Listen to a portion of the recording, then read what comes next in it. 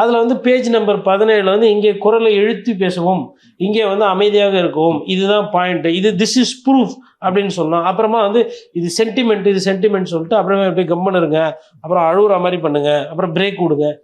என்னங்க சினிமாவா இது? எனக்கு இது சினிமா பார்த்த மாதிரி தான் இருக்குது. ஐயா கவுண்டமணி சொல்லுவார், இந்த டகால்டி வேலைலாம் இங்கே வேணாம் மகனே, நீ யாருன்னு எனக்கு தெரியும், நான் யாருன்னு உனக்கு தெரியும் அப்படின்ற மாதிரி சொல்லுவார். அப்போ இவர் எவ்வளோ சீக்கிரமாக பத்திரிகையாளரை சந்தித்து, நான் வந்து இந்த பேப்பரை பார்த்துட்டு A4 ஷீட்டை வச்சுட்டு பண்ணுறதுக்குலாம் அரசியல் வரல, மக்களோட பிரச்சனை என்னன்றதை உணர்ந்தவன் தான் இந்த விஜய் சார். இன்னைக்கு ஸ்டாலின் இருப்பார், நாளைக்கு இன்னொருத்தர் இருப்பார். அப்போ ஒருத்தர் எதுக்கு இதுனா படமா இது?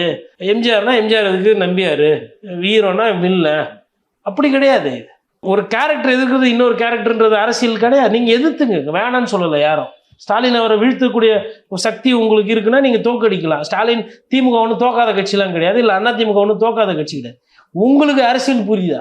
நான் அவனை குத்தி வீழ்த்திடுவேன்றீங்க, குத்து சண்டைக்கு தயாராகிறீங்க. உங்களுக்கு அப்பர் கட்டு தெரியணும், ஜாபு தெரியணும், உள்ள பூரை தெரியணும், டிஃபென்ஸ் வைக்க தெரியணும், க்ளவுஸை கரெக்டாக போடணும், பஞ்சிங் கரெக்டாக லேண்ட் ஆகணும், இவ்வளோ வேலை இருக்குது, ஸ்டாமினா இருக்கணும், அடி வாங்கினா அது நிற்கிற அந்த எண்டூரன்ஸ் இருக்கணும், கால் பாடம் இருக்கணும், கால் மூமெண்ட்லேயே இருக்கணும். துறைன்னு எடுத்தால் அந்த துறையில் என்ன கொஞ்சம் கூட பயிற்சி இருக்குது. ஊழலை பற்றி பேசுகிறாரு. KN நேருன்னு ஒரு வார்த்தை வரல. இவர் திமுக எதிர்க்கிறார். அந்த வழக்கு யார் போட்டது? இவர் சொல்லி கடந்து போகிறார்ல, அதிமுக போட்ட வழக்கு. அது அதிமுகவில் வழக்கறிஞர் இன்பதுரை போட்ட வழக்கு. சரி, யாருன்னா வழக்கு போட்டுக்கிட்டோம். ஊழல் அவ்வளோ இளைஞர்கள் வச்சுருக்கீங்க, நிறைய பேர் நாட்டில் வேலை வாய்ப்பு இல்லைன்றது தெரியும். வேலை வெட்டி இல்லாமல் தானே இன்றைக்கி ட்ரிபிள்ஸில் 3 பேர் வந்து பைக்கில் கறக்காமல் இருக்கான்னு ஒரு 200-300 பேர் உங்கள் கூட வராங்க போகிற இடம்லாம். வேலை வெட்டி தான் போய் பழப்ப பார்ப்பாங்கல்ல. அப்போ அது இருக்குது இந்த பிரச்சனை.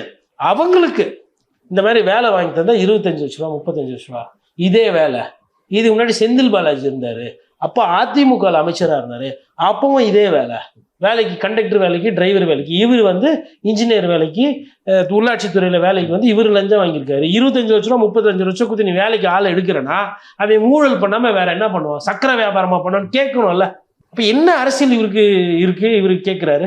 என்ன புரிதல் இருக்கு?